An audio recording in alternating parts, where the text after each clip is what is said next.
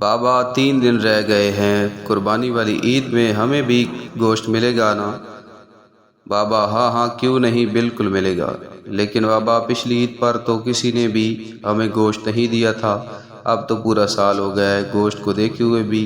نہیں شازیہ، اللہ نے ہمیں بھوکا تو نہیں رکھا میری پیاری بیٹی، ہر حال میں اللہ کا شکر ادا کرنا چاہیے۔ اور ویسے بھی ڈاکٹر صاحب قربانی کے لیے بڑا جانور لے کر آئے ہیں، اور ساتھ میں ماسٹر جی بھی تو بکرا لے کر آئے ہیں۔ ہم غریبوں کے لیے ہی تو قربانی کا گوشت ہوتا ہے، امیر لوگ تو سارا سال گوشت ہی کھاتے ہیں۔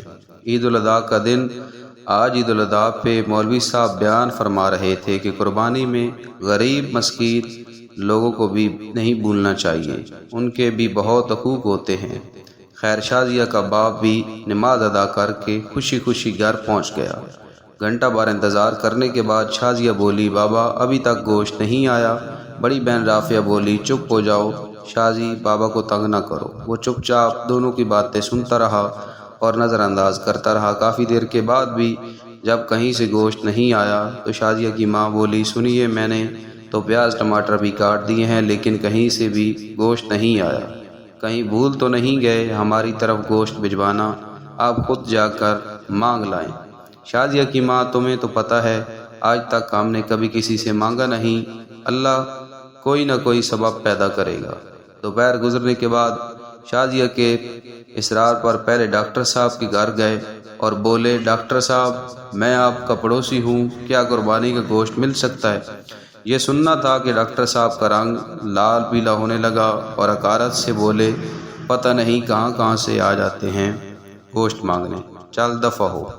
اور تڑاک سے دروازہ بند کر دیا۔ توہین کے ساتھ سے اس کی آنکھوں میں آنسو آ گئے اور وہ بوجھل قدموں سے چل پڑا۔ راستے میں ماسٹر جی کے گھر کی طرف قدم اٹھے اور وہاں بھی وہی دستے سوال۔ ماسٹر جی نے گوشت کا سن کر عجیب سی نظروں سے دیکھا اور اندر چلے گئے۔ تھوڑی دیر بعد باہر آئے تو شاپر دے کر جلدی سے دروازہ بند کر کے اندر چلے گئے، جیسے اس نے گوشت مانگ کر گناہ کر دیا ہو۔ گھر پہنچ کر دیکھا تو صرف ہڈیاں اور چربی۔ خاموشی سے اٹھ کر کمرے میں چلے گئے اور خاموشی سے رونے لگ گئے۔ بیوی آئی اور بولی، کوئی بات نہیں، آپ غمگین نہ ہو، میں چٹنی بنا لیتی ہوں۔ تھوڑی دیر بعد شازیہ کمرے میں آئی اور بولی، بابا ہمیں گوشت نہیں کھانا، میرے پیٹ میں درد ہو رہا ہے۔ ویسے بھی یہ سننا تھا کہ باپ کے آنکھوں سے آنسو گرنے لگے اور پھر پھوٹ پھوٹ کر رونے لگے، لیکن رونے والے وہ اکیلے نہیں تھے، دونوں بچیاں اور بیوی بھی آنسو بہا رہے تھے۔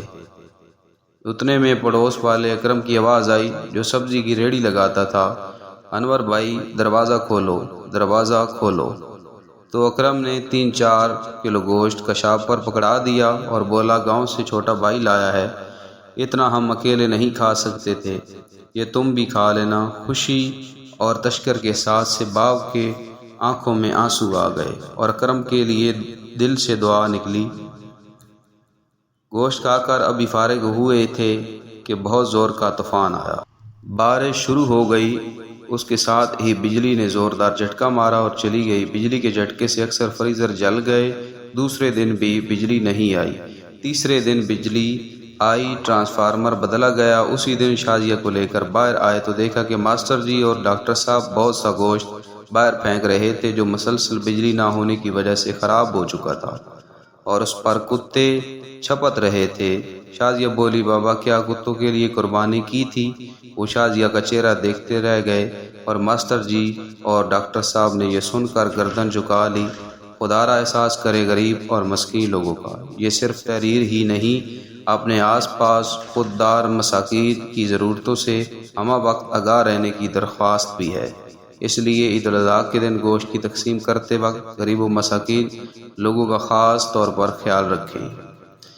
ایسی مزید ویڈیوز کے لیے ہمارے چینل کو سبسکرائب کر لیں، بیل آئیکن کے بٹن کو لازمی پریس کریں تاکہ مزید نئی آنے والی ویڈیوز کا نوٹیفیکیشن آپ تک پہنچ سکے۔